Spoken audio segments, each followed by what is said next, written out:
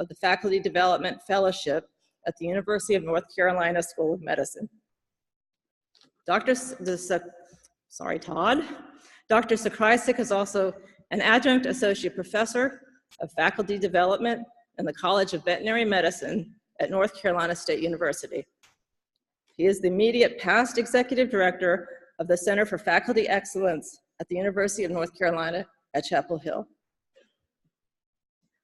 Prior to his work at UNC, he was the inaugural director of the Faculty Center for Innovative Teaching at Michigan University and founding director of the Center for Teaching and Learning at Southern Oregon University. Dr. Karpicke has served on many boards and has worked with the Bill and Melinda Gates Foundation and the American Council on Education. He directs 5 National Lilly conferences. How many of you have been to a Lilly conference? Anybody? And I think he told me this morning that there are 6 Lilly conferences and he directs 5 of them. He's also managing editor of the Scholarly Teacher blog, which is over 6,000 subscribers. His current academic work and publications pertain to faculty development, effective instructional strategies, and student learning. He has a long list of publications, and he has recently co-edited a special volume of the Journal of Excellence in College Teaching titled Teaching for Brain-Based Learning. He's been a visiting professor, facilitated workshops, or delivered keynote addresses at over 250 campuses and teaching conferences across 46 states, 11 countries, and 3 continents. He's earned a bachelor's degree in psychology from Lake Superior State University, a master and doctoral degree from Ohio University in industrial and organizational psychology. While he's not working, Todd enjoys golf, photography, and long-distance bicycle riding. And this is maybe, Todd, in your entire bio, this might have impressed me the most. You've ridden from the Pacific Ocean to Michigan and is looking forward to one day completing his cross-country journey from Michigan to the Atlantic. So please welcome, join me in welcoming Dr. Todd Karpicke.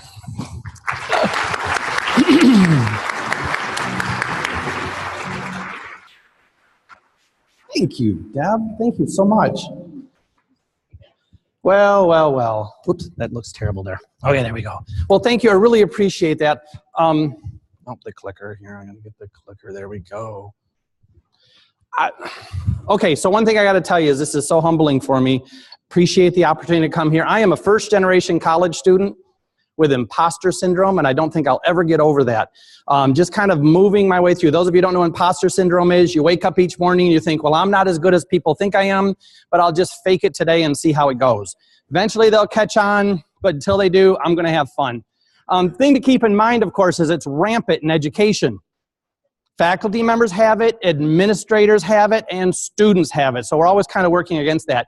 Luckily, I have a phenomenal wife, and she's always been right there with me. I've been married now for 34 years, and yeah, that's woo. Every morning I wake up and think, "Ooh, are you lucky?" Now, starts our day right.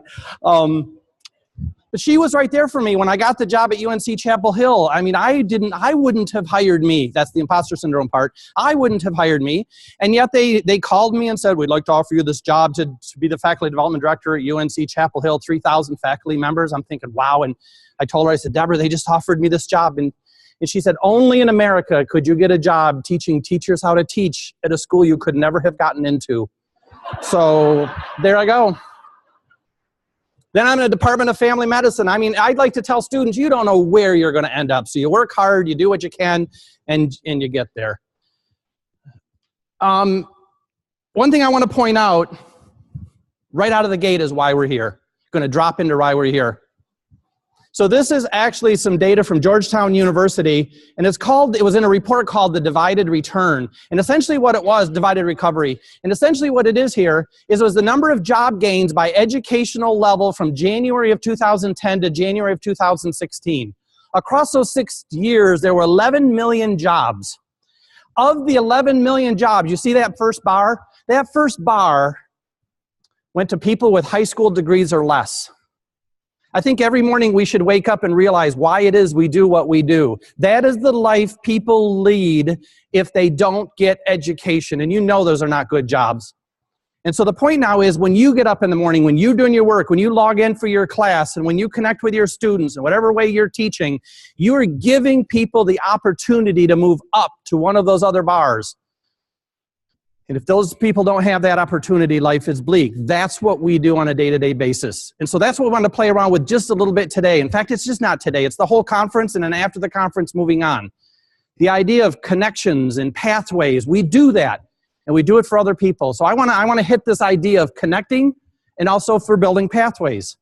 You see, if we're not careful, the wrong pathways can be built. Because as you move over and over down a course of action, you groove a path. Sometimes it's good, which we're going to hit several of those. Sometimes it's not. Sometimes we accidentally, you know, if you think about this, if you're wandering through the woods and you happen to make a turn where you think looks good and you're going to leave the path and go in another direction, and you knock over a few fawns and maybe step on a few things, then the next person coming along may see that somebody went there and then they'll go there. And if you have ever in your life been out hiking and took a little spur that went like 8 steps around a big tree and then ended because there was just like nothing there and then came back, those were individuals who took that path over and over and over again and grooved it in. And if we groove that in, then we're grooving in something that's bad. So pathways aren't for good or bad. Pathways are just pathways. Hopefully they go to good things. By the way, here's one quick one for you. A rampage I've been on just recently.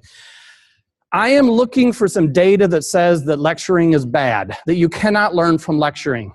This is a bright group of people here. If somebody in here could find me a single study that says that lecturing is bad, I would love to read it.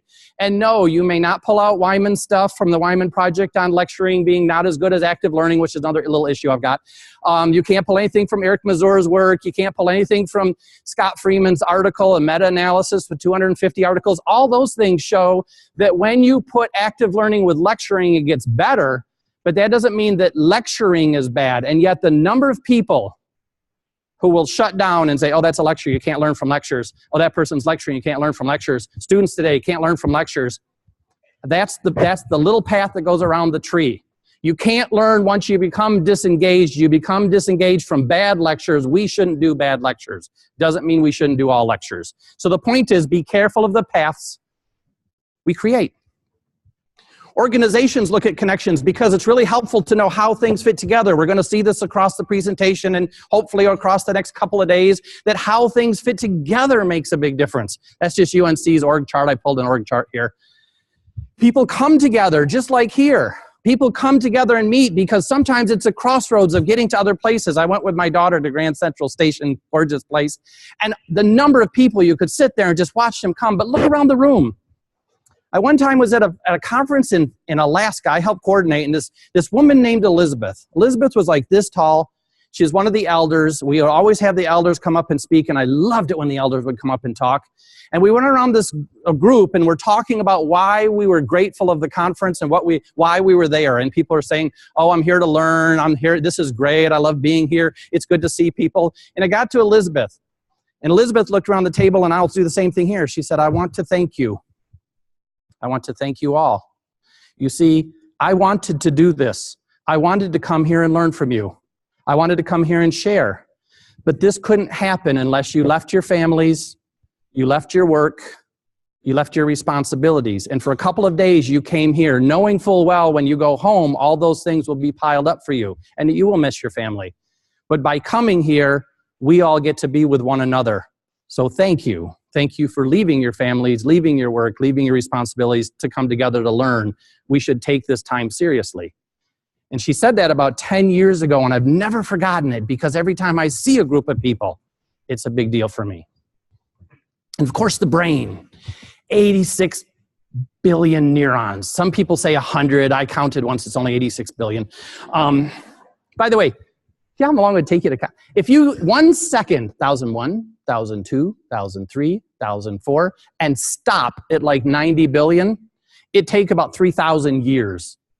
All of those neurons are in your brain, and your brain's the size of your 2 fists, just like this. This is how big, and there's only one documented case of a brain being full by Larson Larson, Gary.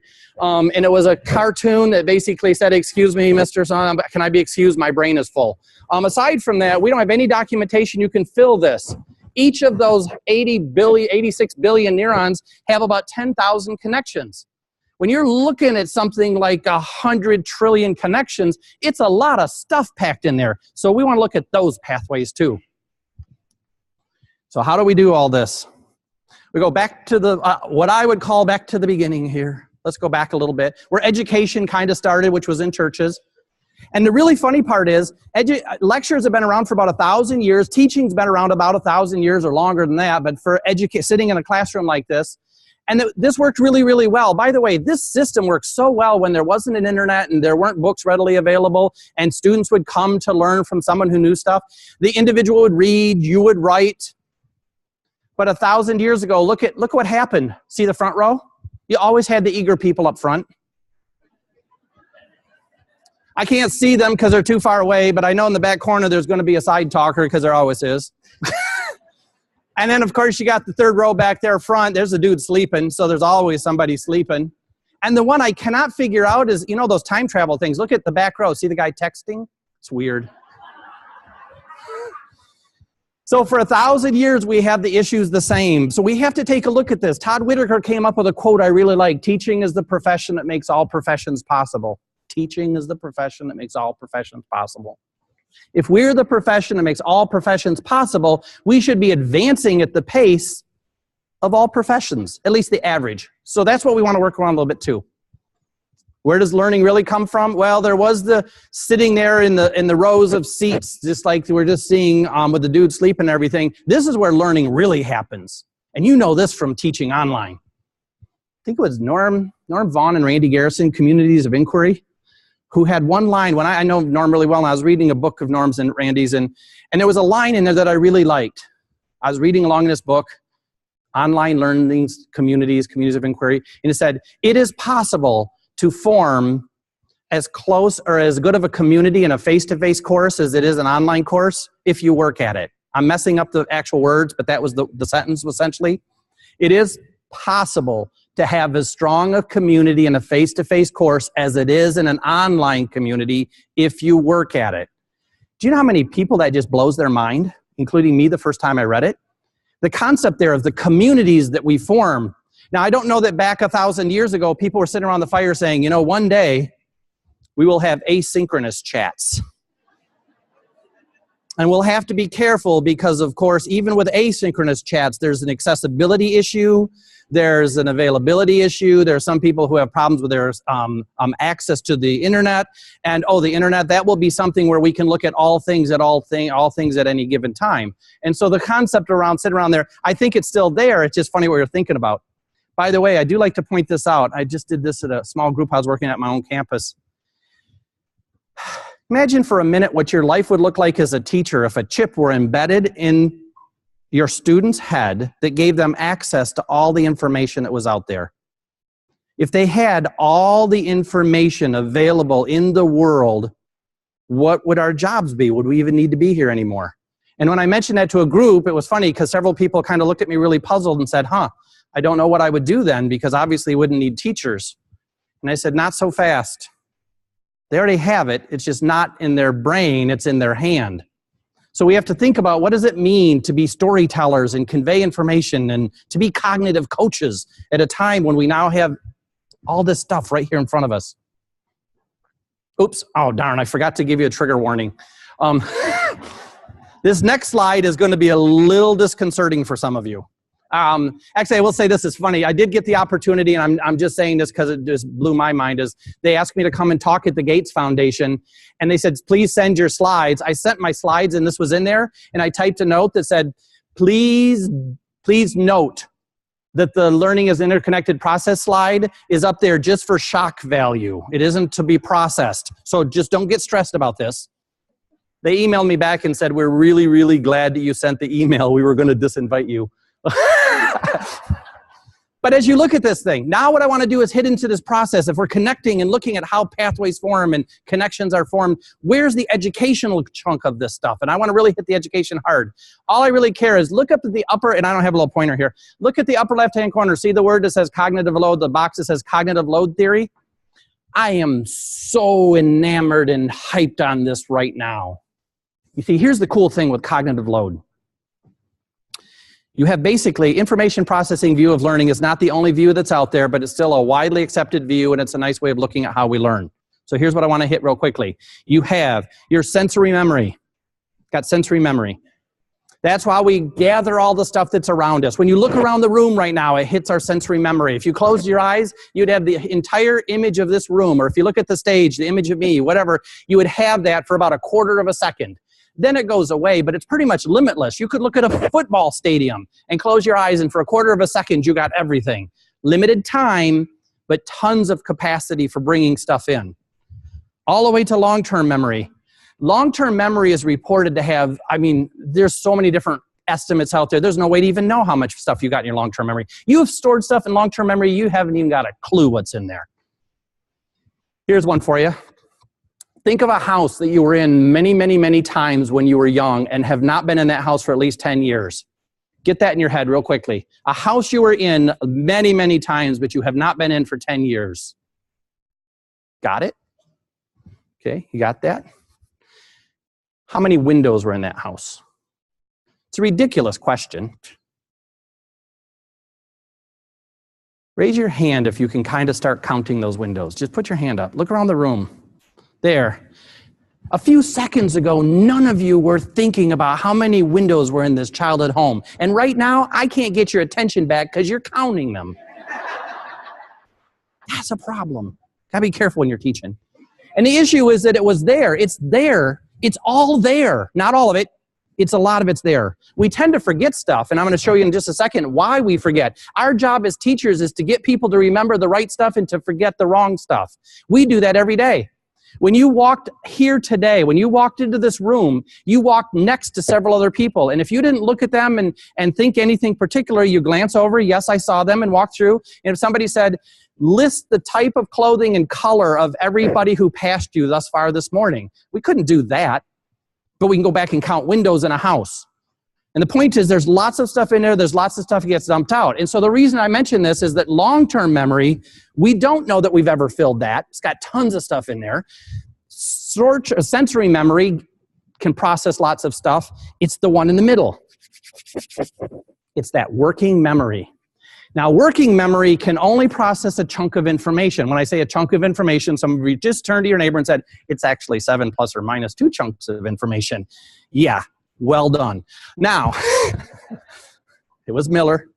I don't remember those. 62 maybe? I don't even remember the year now. Back in the 60s, I believe it was.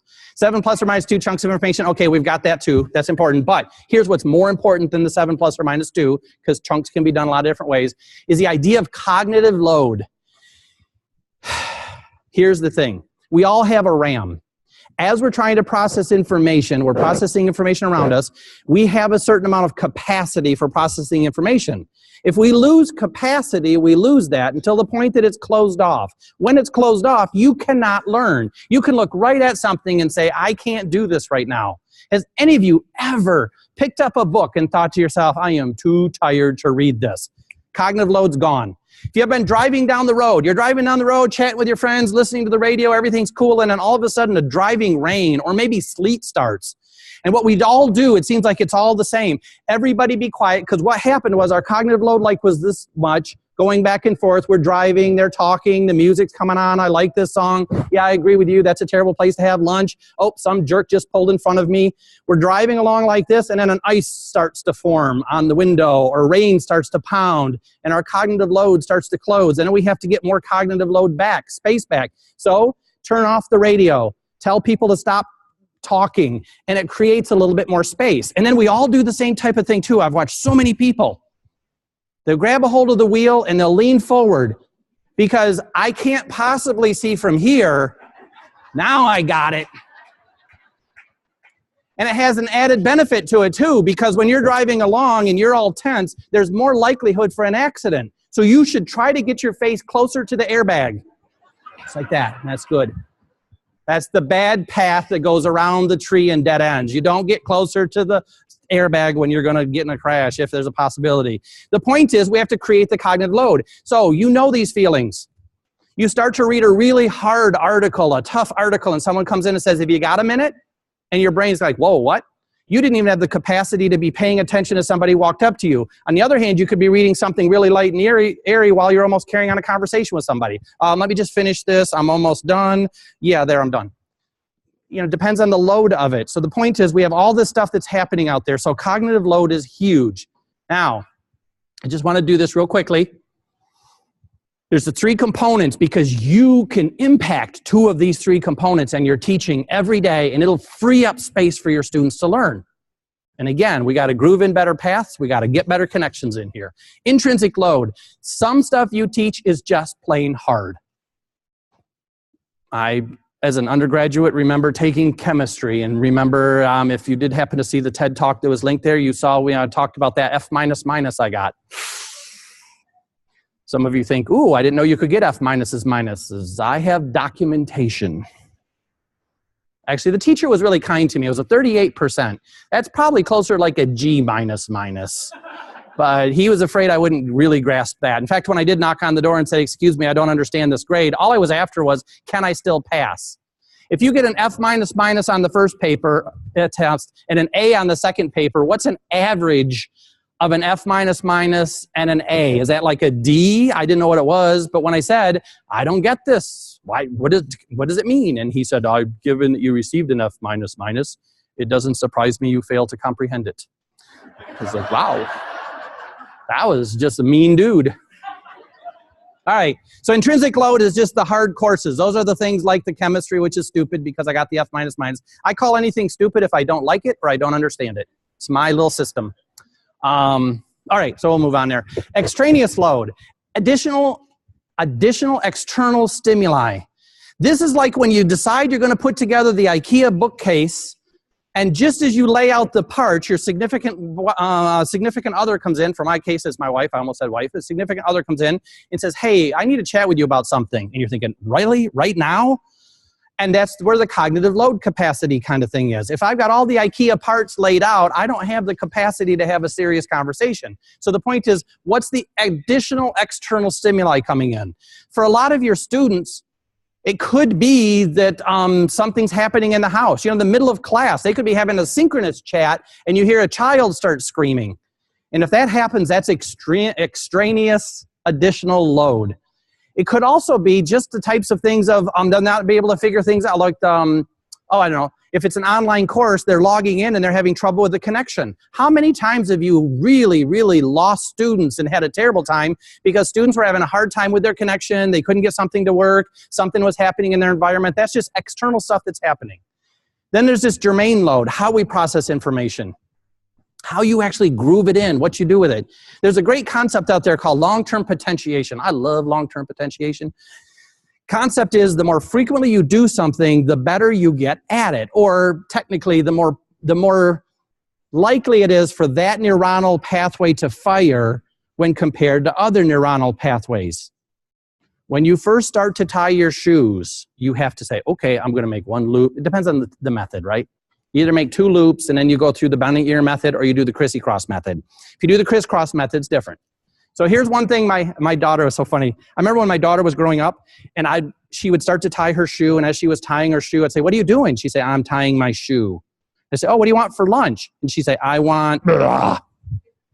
She didn't have the cognitive load, cognitive capacity to process tying the shoe and thinking about lunch at the same time. So I said, oh, I'm so sorry, honey. Start working again on your shoe. What do you do? You tying your shoe. Let's see you do it. She'd tie the shoe and she'd get halfway through. And I'd say, do you want to go to the park when we're done? She said, yes, I'd like to. She's 26 years old. And I was telling her just a couple of months ago, I said, hey, remember when you're learning to tie your shoes? I got a question for you because I want to know if she could remember this. I said, do you remember when you were tying your shoes when you were little? She said, yeah, Dad, why were you messing with me? What was that all about? I said, what are you talking about? She said, well, I would tie my shoes and you kept interrupting me and asking me questions, but the questions were weird because sometimes I could tie my shoes and sometimes I couldn't. What were you doing? And I thought, oh, I got to admit to her now that the reason that psychologists have children is because there's no IRB committee. So I said, Daddy loves you, but really it's all about the IRB. She still remembers. That's in her brain. She'll write a book someday and that'll be all good. So what we have to look at is when we're looking at how we help students to process information, the more you can do to help them groove things in and to practice things and to do things, the better it is. By the way, along with external stimuli and germane load, you know how you get really bored with the way that a skin looks sometimes when you're looking at an online format and you want to put your buttons in a more creative way, or people want to do that, or you're working with people who love to put their buttons in a more creative way? If you're the one who likes to do it, stop it. If you're the one telling other people to stop it, here's one thing you can suggest to them. This is all part of cognitive load. If I have to look for the information, any amount of time I spend looking for the information that you provide online is actually increasing my cognitive load in a non-productive way. So yes, we do want some interest. We do want to mix it up a little bit. But if you decide you like right nav instead of left nav, the problem we run into is the students log in and they've got all these other classes where they go to it real quickly. And by the way, studies have been done on this. People read websites, online courses, everything else, in kind of an F pattern. They'll start in the upper left-hand corner and they'll skim across the top. Then they'll come back over and come down a little bit, go over a little bit, come back down and go over down. Because left nav is where a lot of stuff is and top nav is where a lot of stuff is. Navigation at the top, navigation on the left, and then you have other things.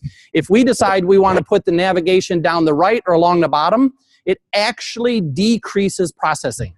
So we just have to be careful, but that's all part of these, again, making these pathways and creating these things. All right, now I showed you that really crazy slide that has all this tons of stuff. So now we're going to try something else. We're going to try a more simplified version. You ready? It looks like that. That's it. 31 years of teaching cognitive psychology, learning and memory, actually learning and teaching a different course in memory, teaching behavior modification, teaching how the brain works, teaching mnemonics courses. I taught people how to memorize things. By the way, do you know how to know the 5 Great Lakes that surround Michigan? Anybody know the acronym? Home. Look at you, Holmes. That's good. Holmes. Here, Ontario, Michigan, Erie, Superior. Those of you who don't know what the Great Lakes are around Michigan, all you have to remember is Michigan looks like a mitten. It's like it's hugging you. Oh, you're home. Just remember Holmes. Here, Ontario, Michigan, Erie, Superior. All right, smarty pants person. How about the states that touch the Great Lakes? Ooh, there's one for you too. I'm no wimp. There you go. I'm no wimp. You lay that out, it'll give you all of the states that touch the Great Lakes. The point of this is, I've done this stuff for many, many, many years, and I know now that there's some good things about mnemonics, there's some bad things about mnemonics, but the point is, here's what it's come down to. I've run this past several people who have said, yeah, pretty much does it. If you want someone to learn, you have to get their attention. If you do not have their attention, they cannot learn. You never learn something when you're not attending to it. Understanding. If you don't have a clue what it is you're looking at, you might be able to get it someday, but the way that you will do that is actually you'll construct something from your memory that you understand that looks like the thing you don't understand, and you'll hook it in that way through elaboration, which is interesting because you're going to bring understanding to it. This you usually will see if you go to an antique store. You go to an antique store and pick something up, someone, 100 years from now pick this up and say, what is that? And someone will say, oh, that's a really cool thing. What that is a little statue they used to give to people, and they could put it on their bookcase, and it would remind them to always be trying. I don't know. Who knows what they'll say about it. But if they don't understand what it is, they'll make up stories. They'll try to figure out what it is. But then later when someone says, what was that thing you were looking at the bookstore? Most people say, or at the antique store, I don't remember. So you have to have some understanding. Value and interest. How many times do you look at something and understand what it is, you attend to it, but you still let it go? And this is because if it has no value and interest, we should let it go. I talk to student groups a lot, and I tell students, if you're studying and say to yourself, this is stupid, I don't care, I don't know why I have to learn this, I wish I didn't have to learn this. You're actually cueing your brain to not process the information. And then they'll say, this is really hard and it's stupid and I just shouldn't have to learn it. Yeah, it all goes together. Now, the concept there is if we can do those things in our classes, which I'll play around with just a second how to do this, but that's just to learn it. And then memory. Memory is massively easy and terribly complex. By and large, you have to have repetition. Repetition is where long-term potentiation comes from. That's the concept of how we get stuff grooved in, because if you use it a lot, it must be important. And if it's important, you should remember it. Think of passwords for a minute. You know, it's funny, when you get a new password and you have a button that you can click that says, I want to remember this password, the computer, and then all you do is click it, and you keep doing that. And then one day the cookies gets wiped out. So now you have to type in the password. You don't have a clue what that is because you haven't practiced it.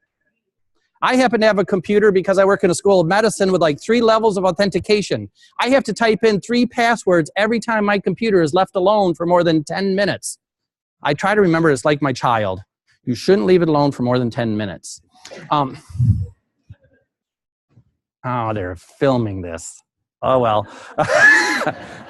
I didn't mean my children. What I was referring to is when people have children, they shouldn't leave them alone for more than 10 minutes because then there's a password problem.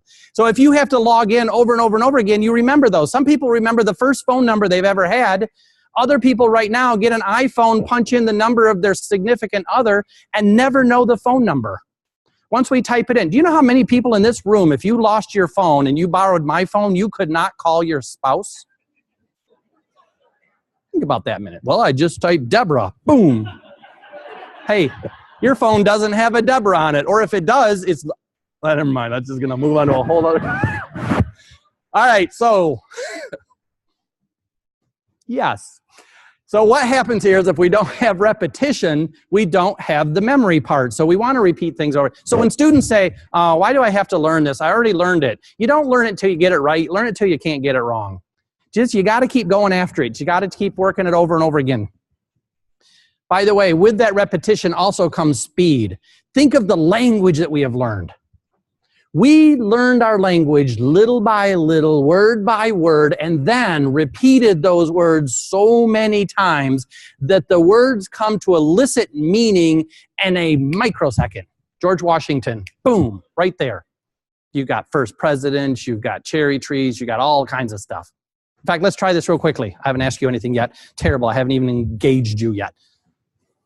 Let's do 5 quick things when you hear the word Washington. What are 5 things you think about? So just raise your hands and I'll point in your general direction. Yes. Wooden teeth. That's a good one. Over here, yes. DC, good. Yes. A Washington Monument, good. Somebody over here, someone over here. I need 2 more things before I can move on.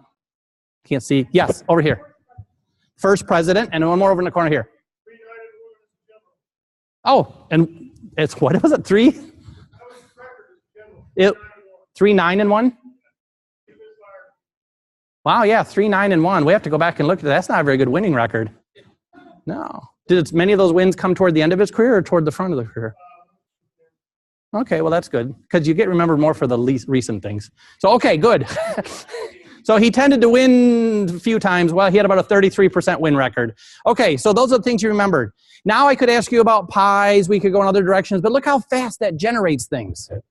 You pull that up there real quickly because we've practiced it. Think of language. If students will say, why do I have to memorize this stuff? Why do we have to keep working at it if I can just look it up on my phone or look it up on my computer? You don't have time. The faculty members who tell me, I don't teach the students all those basic things, they can look those up. I teach them how to think critically.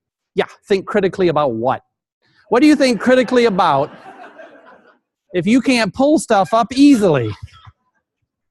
So what I do with my students, here's one for you. I'll tell you what, we don't have to memorize anything in this class. We're just going to look it up whenever we need it. But whenever you ask me a question, you can only use 1-syllable words. If you use a 2- or 3-syllable word or anything higher, you have to actually type it into a search engine, read what the definition is before you can use it. All good about that? Any questions? Yes, I have a...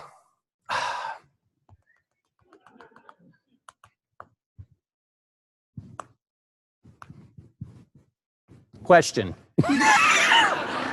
Yeah, see how slow that conversation would go? If you're going to learn something, you have to know what the language is and learn the foundations of the language. It's just what you have to do. Otherwise, there's no way you could listen to a sentence like this and process a single word of it other than thinking, wow, that's really, really fast. So that's how we get. So that's the repetition has to be there. Elaboration's tying it to other things. If you meet somebody at a social, right here, we go to a reception here, or you go to a session and you look over and you think, wow, that person looks just like Tom. And you go over and say hi, and you see the person's name is Dave. And you think to yourself, wow, Dave looks just like Tom. Dave and Tom. Dave Thomas. Oh, Wendy's. I like this. See, that was my mnemonic stuff.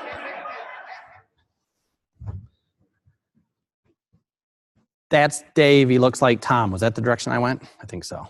Yeah, good. So that's Dave. Dave. Tom was in the back. Now I got a problem. I see Dave tomorrow. My very first cognition when I look over and see him is either going to be Dave, which is unlikely, or not Tom. I met him yesterday. It's not Tom. Hey, not Tom, how you doing? If I meet any of you and we chat a little bit and I come up and say, hey, not Julie, how are you? And you look a lot like a Julie I knew, but you're not. And the point is that we elaborate like that all the time. We take information, we tie it to other information. Learning is not linear. Learning is curvilinear. Curvilinear because you start really working hard to get some foundations down, and once the foundations are down, it starts to take off. Once it takes off, you really know this stuff. So the point is you have to work hard for a long time, and then it snaps. I mean, not snaps in a bad way. Snaps in, it grooves in, you've got it. So those are the things we have to know. That's it. So we got just a few minutes, and I want to play around with some other things and do some stuff here, so I got to finish this part up here. So let me just say, how do we put this stuff into action? Oh yeah, you ever lose your car in a parking lot? It doesn't have to be a car in a parking lot. It could be glasses from the top of your head. You ever see a person who wanders up to you and has the glasses like this and says, have you seen my glasses? That is prime real estate right there. I love to say things like, yeah, I think they're upstairs on the dresser. And then my wife will run up the stairs. She looks at the dresser and she sees the mirror and she says, oh, Todd, you're such a kidder. And she uses her own words. But oftentimes what she means is, Todd, you're such a kidder. And then what's really weird is sometimes I'll run around looking for my car keys. I mean, I drive my car pretty much every day. I drive it every day. If any of you lose your car keys, stop for a moment. This is so massive of an important issue. If you lose your car keys every day and you drive every day, there's some low-hanging fruit to change your life. And anybody in here who says, you know, it's weird, 20 minutes it took me to find my keys. First of all, that's 20 minutes you could have read so much. I mean, you could read almost 6,000 words of text in 20 minutes. So in 20 minutes, you were looking around for your car keys, and then people will say things like, oh, they were in the last place I looked. Well, I hope so. I mean, for heaven's sakes, it's like I'm looking for my phone, oh, there it is. I'm going to keep looking. There, it wasn't the last place I looked. See how that works? Okay, so here's the deal. If you lose your car keys every day, stop it. There. I'm an industrial psychologist. If I were a counselor, that's my therapy. I'd hang up the shingle. It'd be Bob Newhart. I'm giving full credit for this. If you haven't ever seen this, I'm telling you, jot down a note someplace. Do not do it right now. But a little bit later, when you're in a different session, type in stop it and Bob Newhart. And his therapy basically was, well, stop it. And here's the issue, though, seriously. Our brains will groove in like the little path around the tree. And our brains will just groove it in so that we'll come in every day, we put our keys down somewhere, then we spend 5 or 10 minutes looking for the keys. Add that time up. 5 minutes a day, 35 minutes a week, 140 minutes a month. That's 2 hours a month. It's 24 hours a year. That's like 2 full days of non-stopping, or 3 work days. If you could take 3 work days out a year and just look for your keys and be done for the year, wouldn't that be cool? I'd say all day Monday, all day Tuesday, all day Wednesday, and then I'm good for the year. They'll always be in the little bowl by the door. Oh, or I could just put them by the bowl by the door and then take those 3 days and do something else. So that concept is just be careful. But if you lose your car, what's happening here is attention. This is all an attention issue. When you lay your keys down, if you weren't thinking about laying the keys down at the moment you lay them down, you don't have what we like to refer to as an implicit memory of where the keys are. You see, if I set my phone down someplace and I think to myself, I'm going to put this on the lectern, And then I'm going to walk around. I have a conversation. Oh, there's a lovely conversation. I like talking to you. Wow, that is fascinating. You seem like a very nice person. And this was a great conversation. And we're all done with all this conversation. And I think, oh, my phone, I've got to go get it. I didn't have to make up flashcards. I didn't have to get in small group discussions. Hey, everybody, I'm going to put my phone on the lectern. Do you think that's a good place? Let's talk this through and everything. We don't have to make a whole educational intervention about this. As soon as I think to myself, I'm going to leave it on the lectern, there's about a 95% chance that I will be able to find it very quickly. I'm a social scientist. If P is less than 0.05, we call it certainty and we move on. So P is 0.05, I'm going to find that phone. On the other hand, this is what happens to you.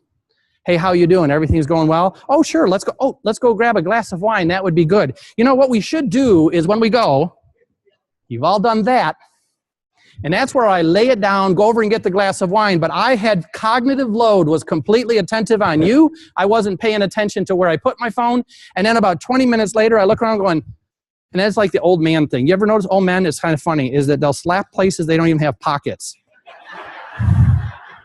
Got my keys here somewhere. Yeah, check. Oh, those are my glasses. Then I can look. Oh, there they are.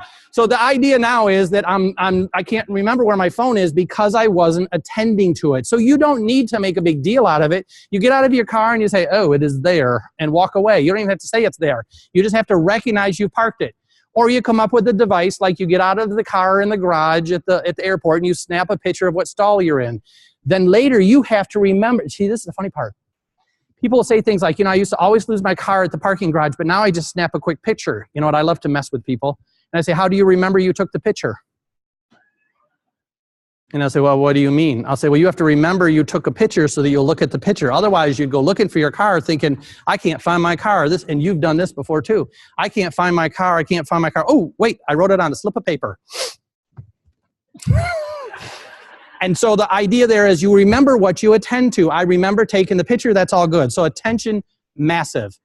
By the way, when I did that little TED Talk, because I use that slide in there, my daughter watched it and she said, Daddy, I used to always lose my car and I don't lose it anymore. I just attend to it when I park. I just look up and see where I'm at and I've never lost my car again. And my stepmother, fabulous woman, she has been my stepmother since I was like 6 years old. She says, Todd, I think about you every time I lose my car. Isn't that great? It's all what we were in purpose for here. So, all right, multitasking. Multitasking is an attention issue. It's a cognitive load issue. It keeps coming back to this cognitive load. By the way, this generation of students is the best multitaskers ever. They're phenomenally good at multitasking. Now people are whispering to their neighbor, that's not true. People can't multitask. You are not correct, nor was I. This generation is not any better at multitasking than previous generations, and we can all multitask. So just please be careful about that. We can multitask as long as we have the cognitive load for it. Watch this. I have been practicing for years. Right now, I am multitasking. Catch it? I am walking and talking at the same time. I almost walked off the stage, which would not have proved the point. Now, if I'm walking and talking at the same time, what's happened is I have gotten so good at walking, which is not, by the way, an easy task, but I've gotten so good at walking that it becomes automatic through that long-term potentiation. It's just much like tying shoes and everything else. It becomes so easy, like pulling up the words that we're pulling up in George Washington and everything, so easy that I have cognitive capacity to do something else.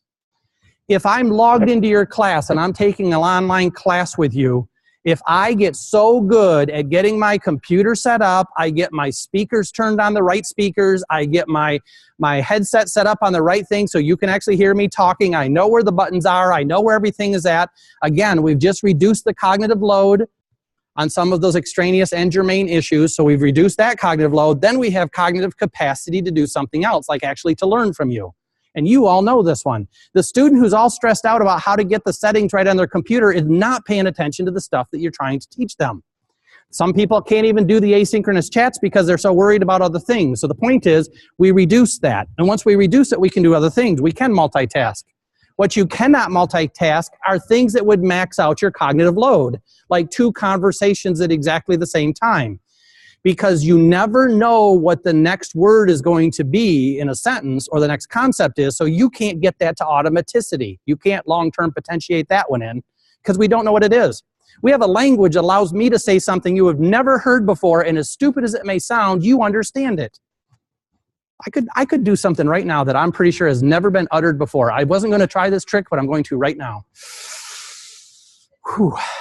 Imagine for a moment that 10 chimps came in the back door riding zebras, came through the door, all the zebras lined up and stopped, the chimps jumped off and went to the empty seats, then turned to you and said, hey, got an extra pencil? Now, if that happened, I basically would leave by that door over there. You all knew what I just said, though. You could get that in your head. You understand it. I'm pretty sure that sentence has never been uttered before. And if it has, well, that's weird. Just tell me about it. I'd like to know. But the concept is we know. My daughter likes to say, Daddy, we are so similar. We finish each other's sandwiches. Try it with somebody. It's a hoot. Because they will say sentences just as you say sandwiches, and then you can laugh. So I raised my kids right. They have parents because of no IRB committees. So here's the deal. We need multitasking can only happen when you can cognitively complexity here, when you can put something with something else. As soon as you max it out, you have no more cognitive capacity. Then what happens is we task shift. And when we task shift, we lose attention. As soon as I'm listening to you and then I start texting, I'm not listening to you anymore. The attention goes away, so does the learning. And by the way, I mentioned already before what the brain can do. If you've got somebody who's texting while talking to you and they have a habit of doing it all the time and you don't know when they're not paying attention to you, watch them very carefully and you can pick up their cues. This is being taped, so I can't talk about anybody in my life. But I have a friend who has figured out that when he's talking to someone that he interacts with frequently, that individual will periodically, they'll be talking to you and they'll go, oh, that sounds great. Where do you want to have lunch? Oh, that sounds good. Yeah, I'd love to have lunch there. And all of a sudden it goes to,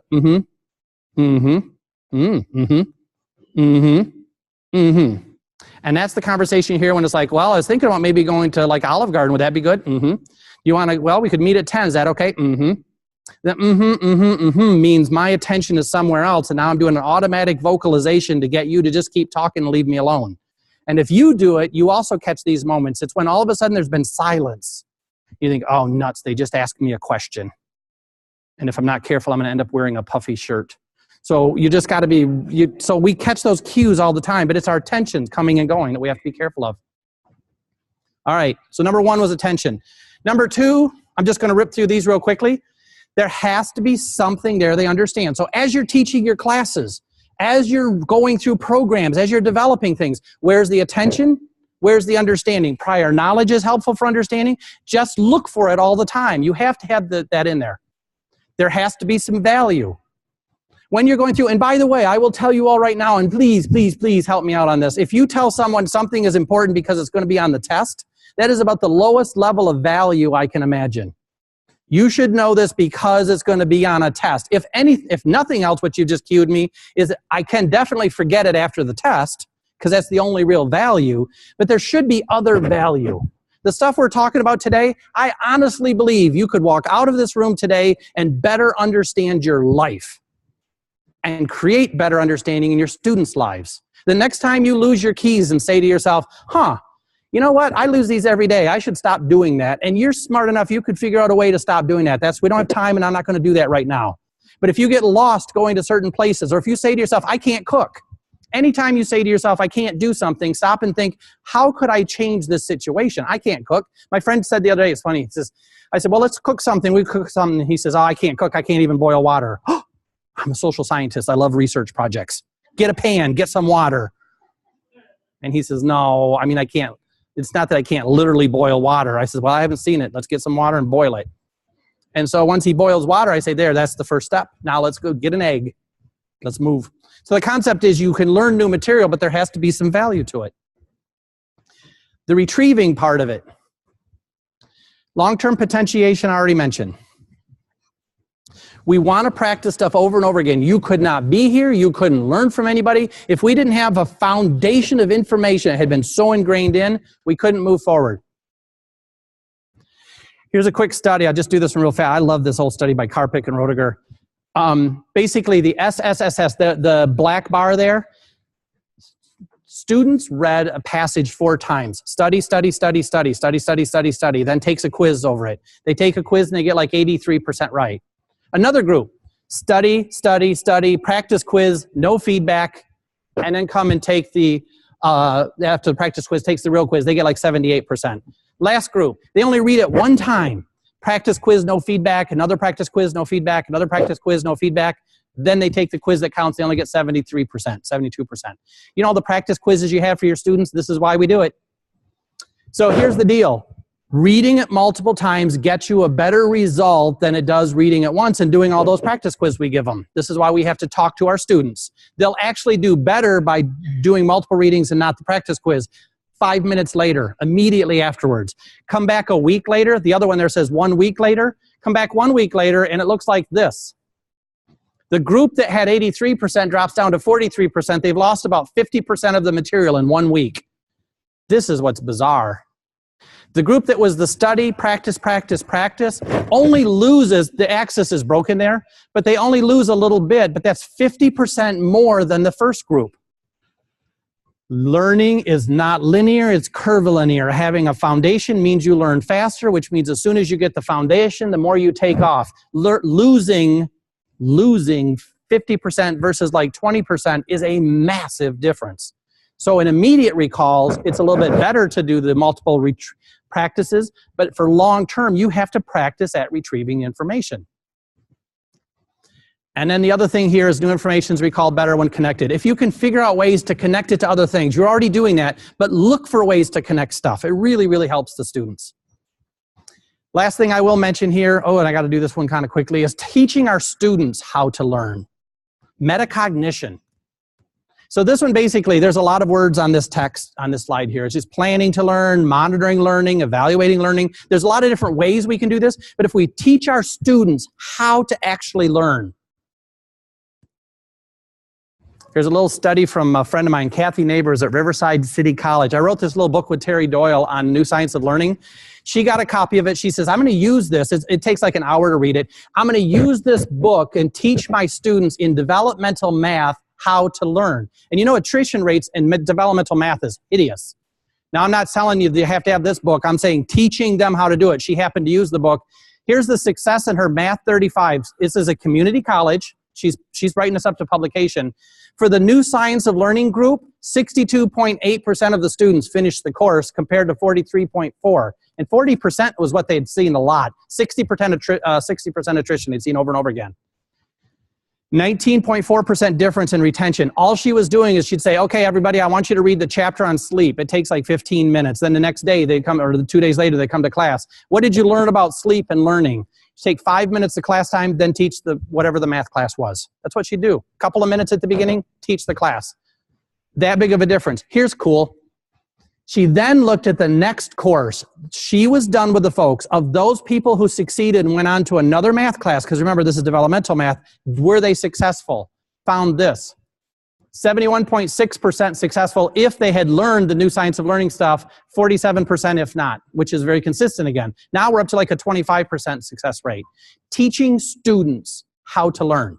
So this last couple of minutes before I try a little activity here, couple things we can do. Teach our students how to learn. We can teach them how to connect as groups.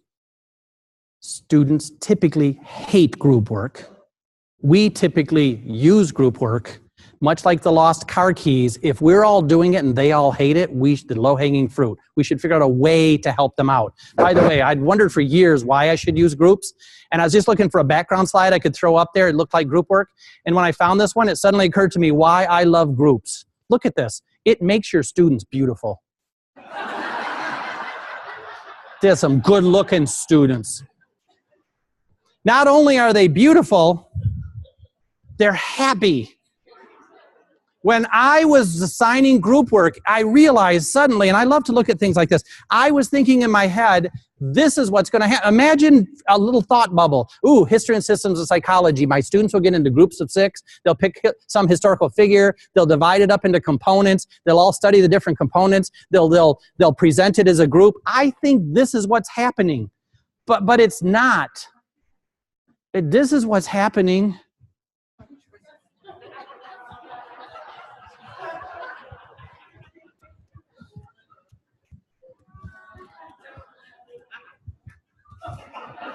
This is...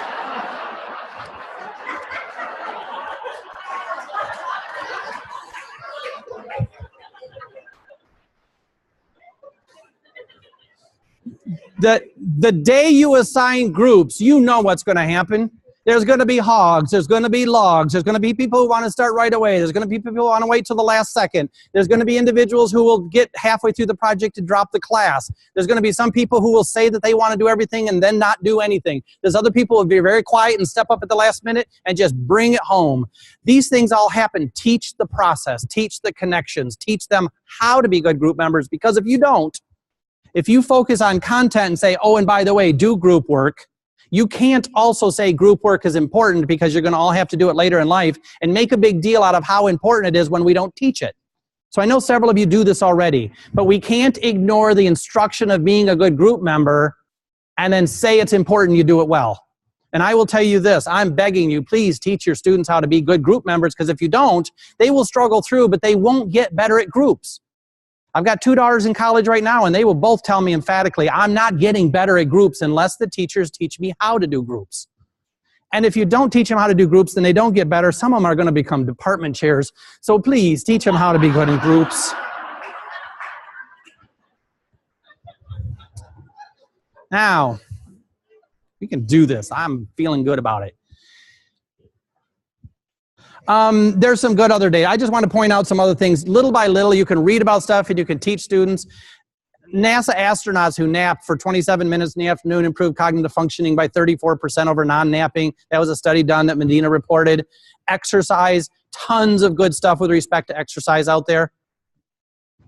Hydration. We know that there's a 10% decrement in hydration. You start to see cognitive declines. And what students don't know is that caffeine's a diuretic. So they can drink these energy drinks and Mountain Dew, and at the end of the day, they're dehydrated.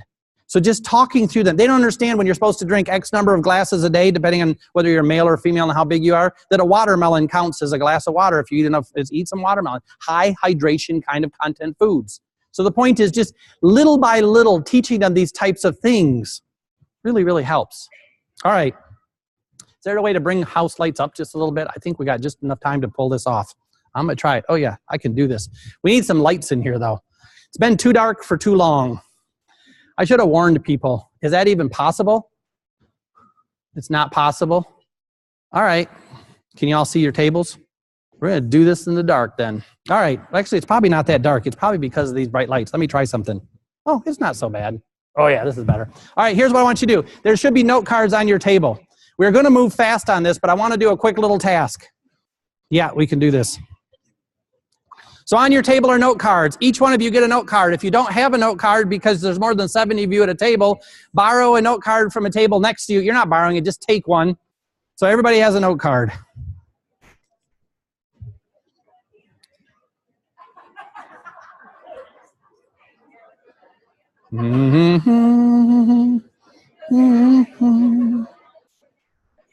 All right. Here's what we're going to do. I'm going to move very quickly on this. I'm going to time it. We're going to do an activity. We're going to have to move fairly swiftly. We have a fairly large number of people here. We have close to 500 people. So what we're going to do is move kind of quickly. I'm going to demonstrate you can do active learning in 500 people here. I'm also using an old school technique. And for those of you who say, I can't believe we're at a technology conference and people are using like note cards, just, quit being so mean. If you're sitting next, if somebody says that to you, you just turn right back to them and you say, you are just a pissy person. Stop that. And we're going to have an activity that's going to draw on that. So just give me a chance to prove that we can do this stuff. All right, you ready? I'm going to give you a prompt. I got to tell you this because as soon as we start down this road, nobody's going to pay attention. So when we start, I'm going to do it from beginning to end, and hopefully we're going to do this entire activity in about 9 minutes. 18. That'll leave a few minutes for questions and answers. We're still going to finish on time, so we're going to have to move quickly. So once I start, we're just going to go. I started with this technique, by the way, because sometimes you want people to participate, but you have to get the ideas away from the individuals because they're not going to raise their hands and say stuff. I have taught psychology for 30 years. If you're talking about AIDS, why would somebody have unprotected sex? You do not want students raising their hands saying, "Ooh, I got 2 reasons." No, I don't want that. If, on the other hand, you just want to ask them, why do you think the average student doesn't respond in the classroom? And somebody is going to raise their hand and say, I think because they're scared of their response could be wrong. I mean, there's lots of reasons. What I wanted was something where students would just write something on a card, pass it around the room so you wouldn't know whose card ends up where, and then you could read what's on the card. All the ideas are in the room, but they're no longer attached to anybody. Yes, you could write these down, throw them in a basket, and draw. There's a lot of variations on this that you would fix that would be way better than what I'm doing. We're just going to go with this one right now. I say that because as teachers, we all want to fix everything that's around us. We're just going to go with this one right now. So here's the deal. We tell your students, too, if you do the card method like this, if you're writing with something very distinctive like a purple pen or a distinctive handwriting, you'd want to use a regular pen and then print. The point right now is it's pretty innocuous. I'm going to ask you a question.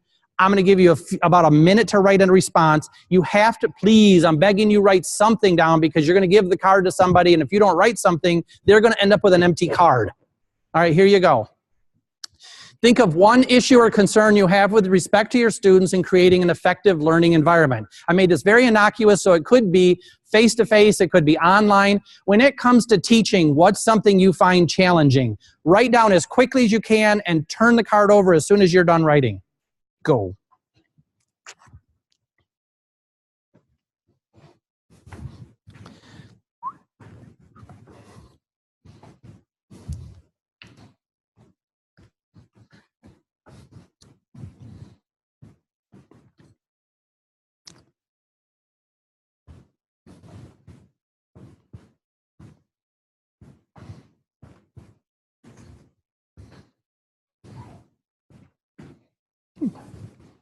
All right, getting close. Write quickly. Turn your card over so your neighbor doesn't peek at it. All righty. Just watching, getting it about right here.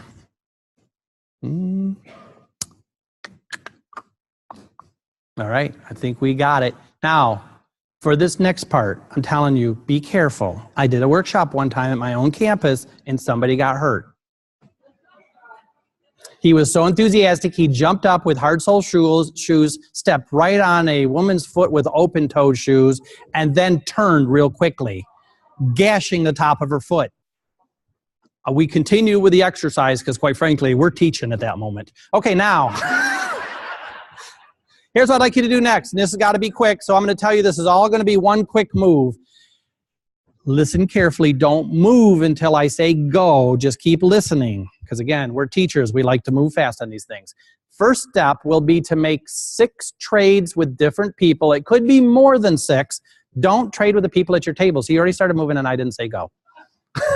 You'll be 6 trades. The first trade cannot be anybody at your own table, or else students will just trade around the table and they'll say, ooh, this is very anonymous. No, it's not. Now, and you could do more than 6 if you help somebody else out. But the point is, first trade not at your table, then I don't care who you trade with. Trade like 6 times with different people as swiftly as possible. Do that. Sit back down at the table. Once you sit back down at the table, read the cards very quickly that you have amassed. Identify one card and say, we're going to focus on this card. Once you say we're going to focus on this card, you have to come up with 2 or 3 suggestions about how you would address that challenge, okay? Because you're going to have somebody else's challenge. 6 trades, or a few more if you have to, back at your table, read quickly, identify a card, then come up with a couple of solutions. Here's the cool thing that you're not going to believe is possible, but I have done this so many times. I am going to give you 4 minutes to do all of that, and you will all do it. 4 minutes is plenty. In fact, 3 is all you need because you're smarter than the most groups. But I'm going to give you an extra minute because I think you're not as smart as some of the groups. Now, stop on your mark, get set, go.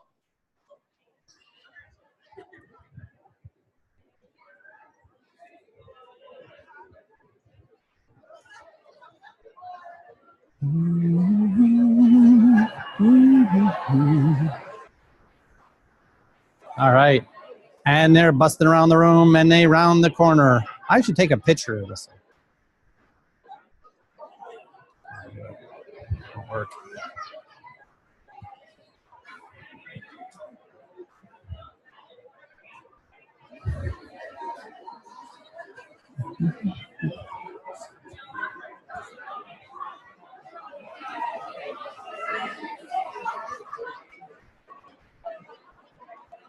Hey, Jim, can you hear me if I just talk like this? Oh, you can. So for the people who are online, they can hear me if I'm talking right now, right?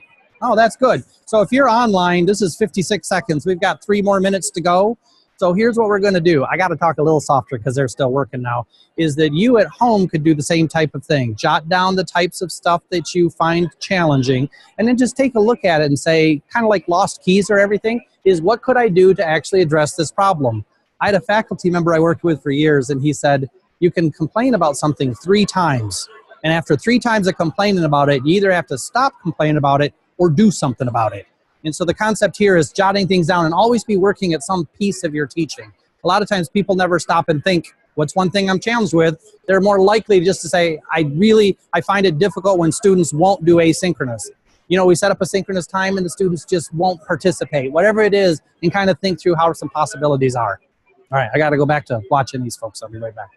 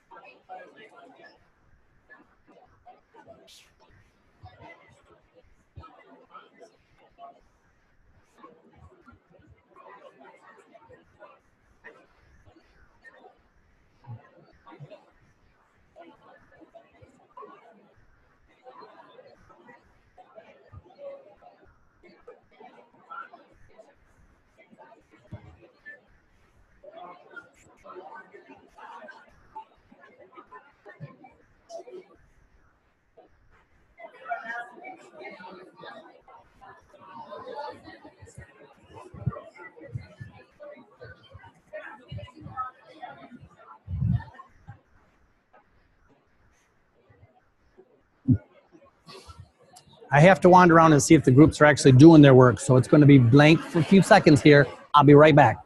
You should be working anyway, so this shouldn't even impact you.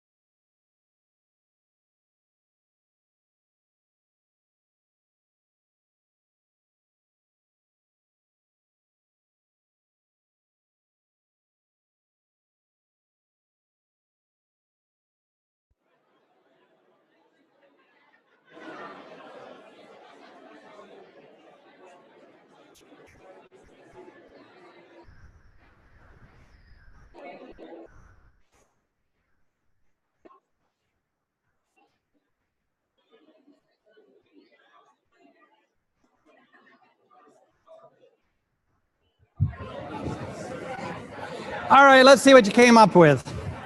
Let's see what you got here. Let's see what you got. Let's see what numbers are. All right. Stop. All right, we got it. Oh, we're in such good shape here. Okay. You ready? All right, first things first. Well, first we have to stop doing the work. So stop processing, stop thinking. It's time to quit all that stuff there. Oh, look how quiet this is. Good. All right, first of all, how many tables were actually able to get to the stage where they traded cards with somebody? Raise your hands. Good for you. See, I worked in the West Coast for quite a while. Very well done. Nicely done. How many of you actually were able to identify a card and start the work on the card?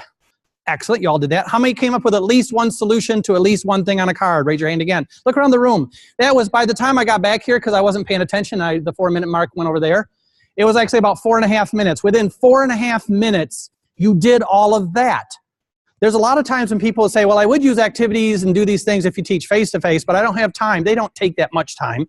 But let's try this real quickly because I got to wrap up here. Just a couple of cards. So could somebody, and I'll repeat it so we can hear, or if you're near a microphone, maybe it'd be better if you talk in the microphone. But if somebody's got one card, like what card did you pick and work on? Somebody got one? You raise your hand. Let's just go right here. We'll do it quickly. What was your card? Providing engaging activities. Providing engaging activities. Now, what would you have for a suggestion for providing engaging?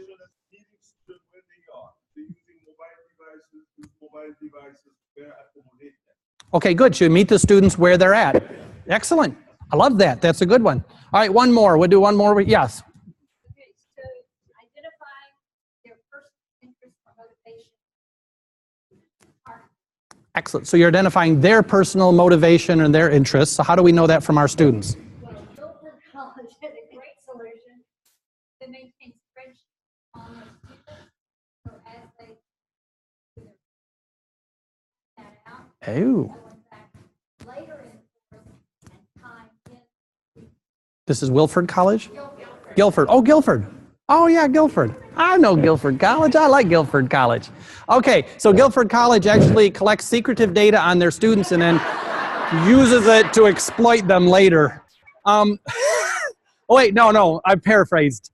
At Guilford, what they're doing is they collect information about the students as they talk about things, and through the threaded discussions, you can collect information. You can find what they're interested in. These are posts. It's out there, it's information that's out there, but if you find somebody likes things, you collect that in a sheet, and then later you have stuff to talk to the student about. It's a great idea. So we just collect information. All right, I'm going to move on because there's time, but here's the deal. Very quickly, you got together. But I started this whole thing talking about pathways and connections and grooving things. One of the things we tend to forget is that we are surrounded by massively intelligent people. We're all amongst them. We are together an amazing community. I wrote an article a little while ago called Getting By with a Little Help from My Friends. Paraphrased a title from a song, of course. That was no paraphrase. That was the song of the title, of a song there. But the concept is, as we do our jobs, there's so many aspects of the job that I'm not trained to do. But the crazy thing, and I mean crazy here, is there's people all around me that in their disciplinary areas of expertise are trained to do the thing I'm trying to figure out how to do. So I go and talk to people. So just like you just did in here, I will periodically find a thing I'm challenged with, find 4 or 5 of my friends, I'll buy them lunch and say, hey, could we sit down and talk this through? And if I do buy them lunch, it could cost me $100 to buy lunch. But I'll tell you what, if it's something that I have struggled with for quite some time and I get 5 friends, and it actually is not 100, it's closer to 50. If I have to spend $50 to come up with a really good couple of solutions to something I've been struggling with, I'm willing to spend that $50. But the connections, they're all right here. This was done as an old school paper kind of things, and if we had a little bit more time, but I do want to wrap up to be mindful of the time here. There's so many ways to do this kind of thing digitally as well. The foundation is you have to have a way for a person to enter some information that's fairly anonymous. And you can do this with lots of different kinds of discussion boards, or there's lots of apps out there you can do this where people just type things onto a wall, and then people could pick the things and sort them into piles and then work on them. So lots of online variations you could do on this as well. The best connection you can make are the colleagues around you. And for the next 3 days, not only the colleagues around you from your campus, but you got them from all over the country. This is a place that we're going to learn over the next few days. As you go to sessions, as you think of your teaching, think about how do I get students' attention? How do I help them to understand? How do I demonstrate value? What can we do for repetition, and what can we do to pull things in? If you could do that, you will groove in those pathways of learning for your students. And be very mindful of those types of things where you do have the short path that kind of winds behind a tree and is the dead end. Because if somebody keeps doing something over and over again and it's wrong, it won't stop people from doing it. In fact, the more often something is done that's wrong and goes off into a direction like that, the more often people will do things like that. And I'm going to end with one of the most provocative ones. That phrase out there that active learning is more effective than lecturing is a path around a tree. When somebody says active learning is more effective than lecturing, I have to say, I wrote a book on 101 different active learning techniques, 101 different active learning techniques. I believe in active learning. I got another book out, Dynamic Lecturing, Dynamic lecturing is all about the value of lectures. I believe in both pedagogical approaches. There's at least 12 different types of lectures. There's hundreds of different ways of doing active learning. A statement that active learning is better than lecturing. What kind of active learning? What kind of lecturing? What kind of student? What kind of environment? What kind? Let's stop talking about those things and talk about students learning. Students learn best when. And if someone says, well, you know, they don't learn from lecture, don't go with a stereotype and use that as a prototype. A lecturer is not necessarily the person who stands back here, and I could have done that.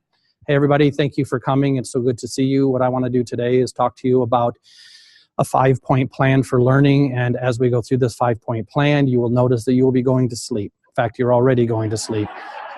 That took approximately 22 seconds. Yes, lecturing can be very non-engaging and can put you to sleep and not be effective.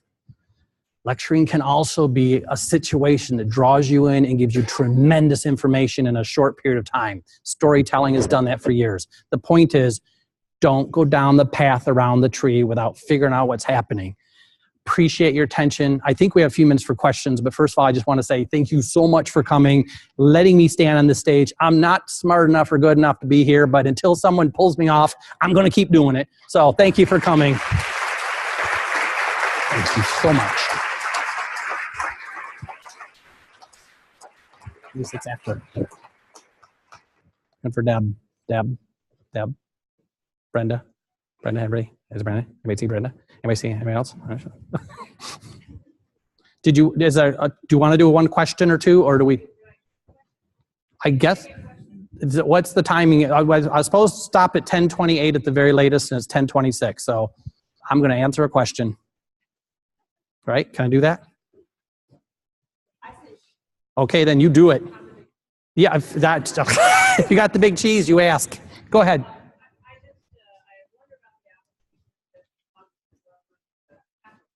Oh, yeah. Yeah.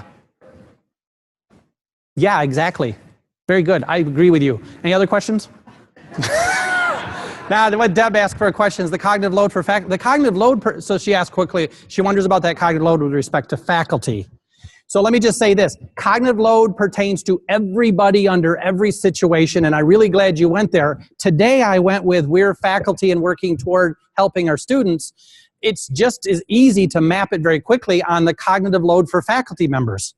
If I'm teaching a class and I'm really concerned about the technology I'm using, if the web interface isn't working well, if I've got distractions in my own life, my teaching is going to be tough. I might set up an asynchronous chat, but then I've got all this other stuff going on. I've heard of situations and it's not a good situation. And again, I won't use a stereotype and make it a prototype, but there are people who sometimes will teach 6, 7 classes, online classes or more. I met one guy who was teaching 30 credit hours online one semester. When you talk about cognitive load, that's the cognitive load problem. Is that if you are teaching 10 courses in not you, but if a person were teaching 10 courses in a semester, the cognitive load's got to be there. You're going to max out. And once you max out, then you have to start freeing stuff up.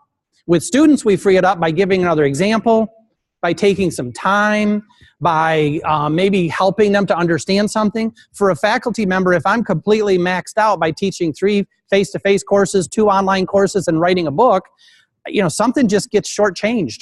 So I think that's really important to look at as a faculty developer, instructional designers, whoever you are, talk to faculty about how to reduce their cognitive load, either by not being maxed out or by looking for some consistency. If you're teaching 3 different courses, set them up so that there's some consistency and some redundancy so that it becomes second nature and you can log in and do something quickly. If you have different systems for each class, that takes cognitive load. So yes, be careful with that one. All right. I think we're, at 10:29 now I've gone over. We got one, do another question. Or are you just waving? How you doing? I'll answer one more question because I always go 5 minutes over and I'm only 1 minute over, so I feel like I'm 4 minutes early. So no, this will be it. Well, quick one and then we'll go with this. We have to use the microphones because they're here. Yeah, I think it's on because yeah. Hello. When faculty or instructional designers are designing a course, of course they want it to be engaging, things with pictures, videos, activities, and such. Oh, yes. However, when considering engagement and cognitive load, do faculty and instructors need to consider that the more engaging a course is, the more cognitive load is going to be involved, and the delicate balance between the two? Wow, this is so cool. If you hadn't asked that question, this would be a lesser event. That is a phenomenally good question. Deb, thank you for your question too. Now, they were both really good questions, but when you're designing things, this is a really good point. All the animations, the other things, the photos, there's so many good studies out there. Here's some things to keep in mind. Your learners, keep them in mind. That's the big thing to keep in mind. Keep in mind your learners. If you've got somebody that's fairly new at the system and you have lots of images and different things, they can be very distracting. See this image up here? How many in here have ever gone on a walk, a hike, that you found absolutely just breathtakingly beautiful? Anybody raise their hand right now? Okay, good. How many of you, when you raised your hands, how many of you started to think about that hike when you saw this photo? Right, raising their hands? That's not a good thing. Because if you're thinking about the hike, it's a little bit like me thinking, ooh, bacon, I love bacon. Dang, I like bacon. If I'm thinking about bacon and now I've got to come back to this room, it takes cognitive energy. Oh man, I like bacon. So the point here is when you're using images help to solidify a concept. There's the path, that's what we want to do. But we do have to be careful because if it draws them out to go in another direction, you can lose them. If it's a lot of images and they don't see the relationships, then they're trying to figure out why the images are even there. Some people like to use animations. I think you should fill your slides with little monsters that go. Now I'm just kidding, don't ever do that.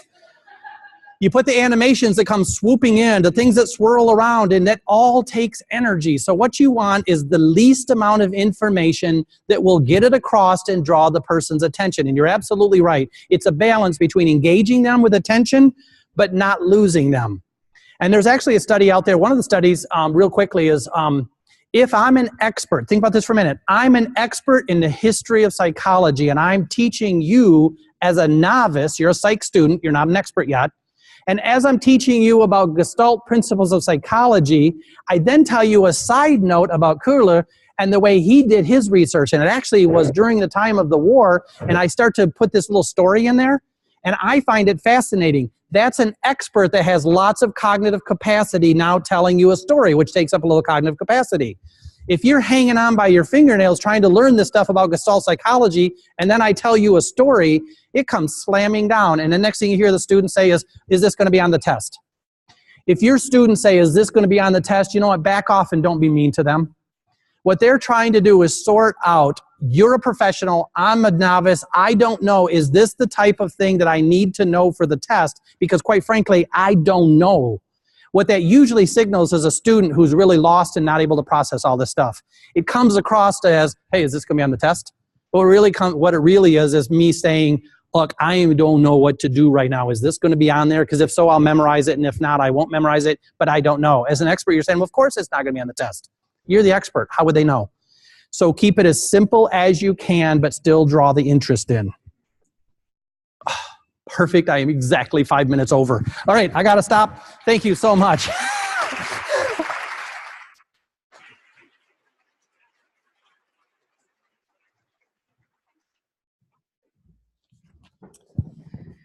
What a tough act to follow. Thank you, Todd. That was a wonderful, wonderful keynote this morning. I'm Brenda Boyd. I'm Senior Academic Director for Program Services for QM, and I have some housekeeping announcements for you.